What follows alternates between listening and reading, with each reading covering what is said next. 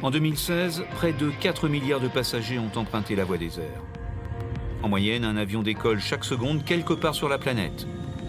Et au total, ce sont donc près de 100 000 avions qui se croisent dans le ciel chaque jour.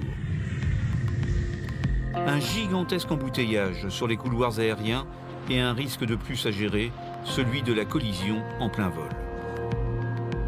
Pour l'éviter, il a fallu inventer un nouveau système permettant aux avions de se détecter les uns les autres. C'est un instrument embarqué qui, dans la mesure où l'avion en est équipé et où les avions autour de lui le sont aussi, permet à un avion de détecter la présence d'un autre avion et va pouvoir évaluer leurs conditions de croisement. Les deux avions se rapprochent. Les deux avions vont se détecter l'un l'autre et vont donner une indication à leur pilote. Ce système anti-collision, appelé le TICAS, est aujourd'hui obligatoire sur l'ensemble des avions de ligne. En vol, il interroge toutes les secondes tous les avions équipés du même système dans un rayon de 55 km. Si un avion intrus entre dans la zone verte, il est simplement signalé au pilote sur l'écran par un petit losange.